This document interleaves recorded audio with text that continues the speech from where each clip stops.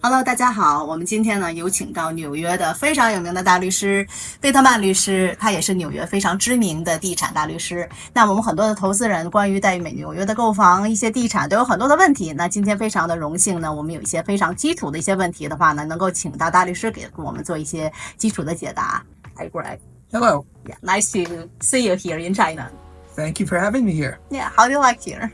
It's been the best trip I've made in the past 20 years. Wow. So far we are right now in Shanghai. Have you been to anywhere? I've been to Shanghai, obviously, and I've also been to Beijing. And I think both places were very exciting, and I hope that I could come back many more times. Well, welcome you at any time. Thank you. Well, actually, today we have some of the questions from some of our investors. Okay, some of them are EB5 investors, some of them are our potential investors. They would like to know that. So, how do you look at the real estate in New York? You know, we have a lot of development, the houses over there. There's a lot of opportunity for real estate purchases in New York.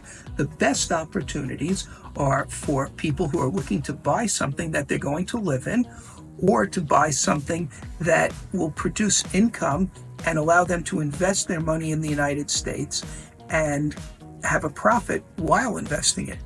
Yeah, you are right. How do you look at like the real estate can go up in the future?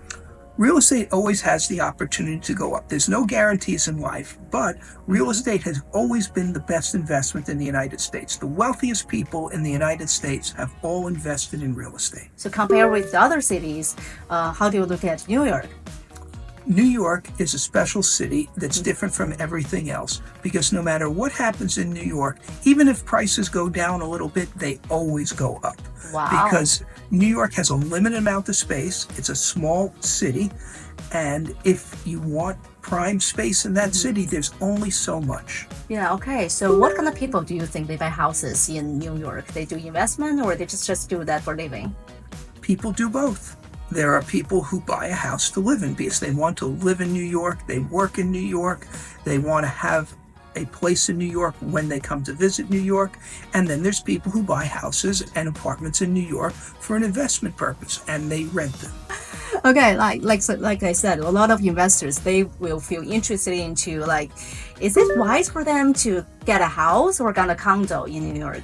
Comparatively, what do you think? Well, once again, it depends what you like. Okay. If you work in Manhattan and you want to live close to where you work and you enjoy having beautiful views from your home, then an apartment would be a good thing for you to live in. If you like to have a backyard with grass, maybe a swimming pool, and have a car and a place to put it, then maybe you want a house in the suburbs of New York. I see. So how about, do you think to rent or to get a house, to have the ownership of the house, what is a better solution for the investors first try when they started to think over to get a real estate there? Well, if you're renting, you're not making an investment. Yes. So the answer is, if you're looking to make an investment, you have to buy. Okay. Now, if you want to live in New York, what you can do is you can make an investment in something you don't want to live in, and you can rent something that you do want to live in.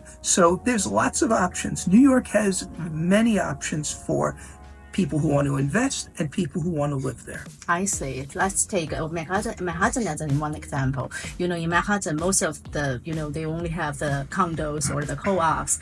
So what difference between co-ops and condos? When you purchase a condo, it's no different than purchasing any other piece of real estate. You're buying your space. You own your space. You have to pay a homeowners association fee, which is known as a common charge. But it's your property and you could do whatever you want with it within the rules of the building. So if you want to sublease it to someone else because you want to make income from it, you can do that. Now, if you look at a co-op is a purchase of shares of stock. A co-op will sell you shares of stock in the building and give you what's called a proprietary lease.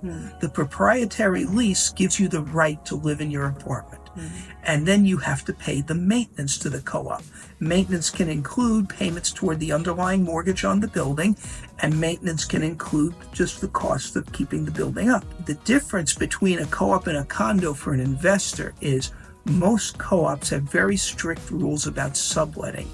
Some of them only allow it once, some don't allow it at all, and it always requires a very extensive board approval, and co-op boards are very likely to say your tenant is not worthy of living in the building, and they'll tell you find someone else if you want to do it. So in my opinion, if you want to live in a building, I still would choose a condo over a co-op, but there are certain areas of Manhattan where you can only live in co-ops.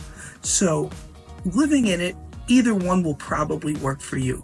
But as an investment, I would only invest in a condo because the limitations on renting to someone else are much less than in a co-op. I see.